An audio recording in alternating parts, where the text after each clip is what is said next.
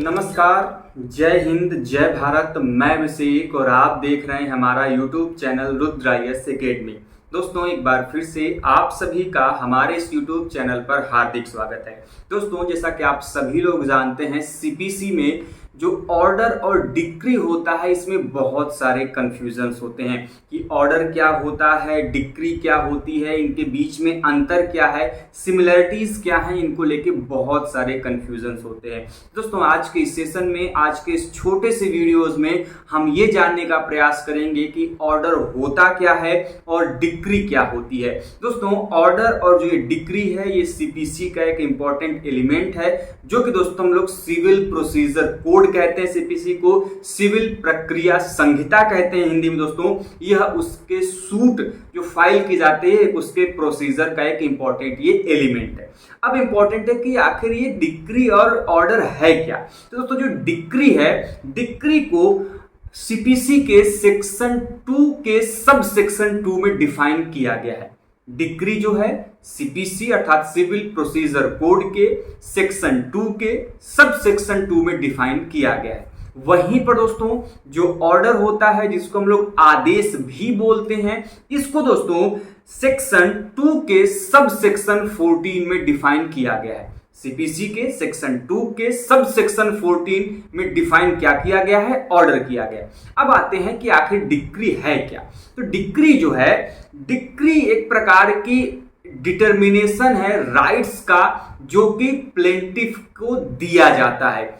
Section 2 sub section 2 में ये कहा गया है कि जो डिक्री है, इसके द्वारा जो प्लेंटिफ राइट्स को क्लेम करता है, मांगता है कि ये मेरे राइट्स हैं, उन राइट्स को देने का काम डिक्री के रूप में किया जाता है। तो अब डिक्री और ऑर्डर में अंतर क्या है, समझने की कोशिश करते हैं।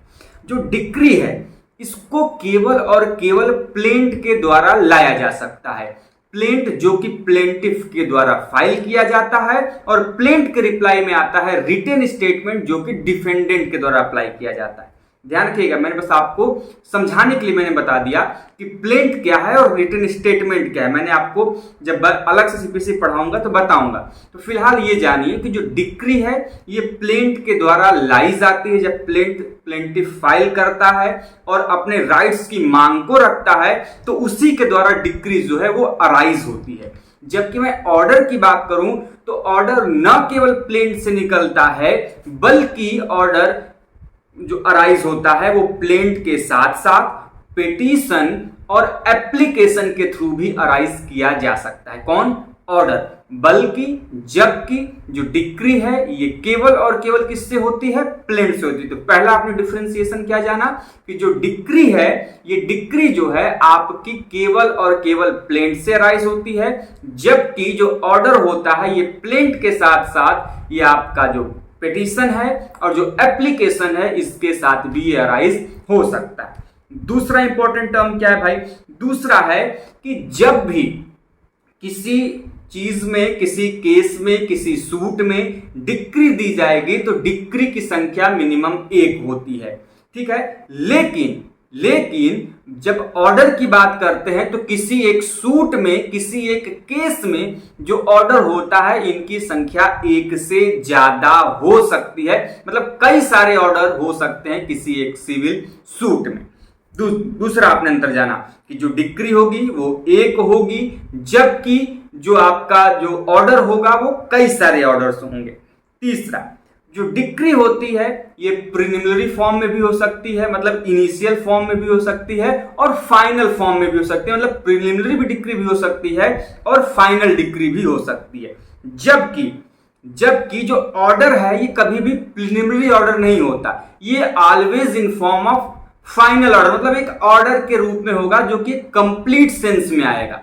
जबकि जो डिक्री होती है, ये प्रिलिमिनरी फॉर्म में भी हो सकती है, और ये साथ ही साथ ये फाइनल फॉर्म में भी हो सकती है। इसको हम लोग प्रिलिमिनरी डिक्री और फाइनल डिक्री के रूप में भी जानने और समझने का प्रयास करते हैं।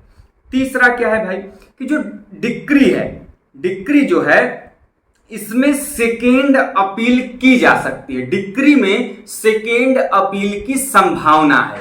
डिक्री में सेकेंड अपील की संभावना है, जबकि जो ऑर्डर होता है सीपीसी में, जो सिविल सूट में जो ऑर्डर्स दिए जाते हैं, इस ऑर्डर में सेकेंड अपील संभावित नहीं होती है। No second appeal in many orders.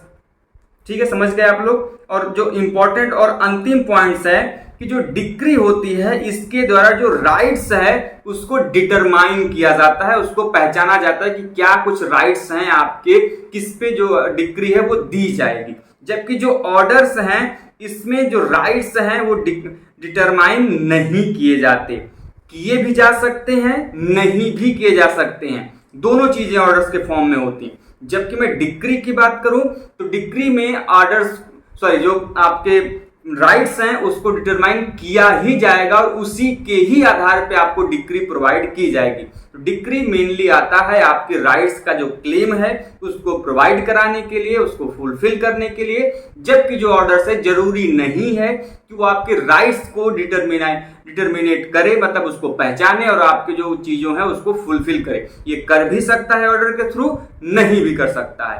तो ये डिपेंड करता है कोर्ट के ऊपर ऑर्डर में। लेकिन यदि डिक्री की बात करें तो ये उसके ऊपर मैंडेटरी हो जाता है।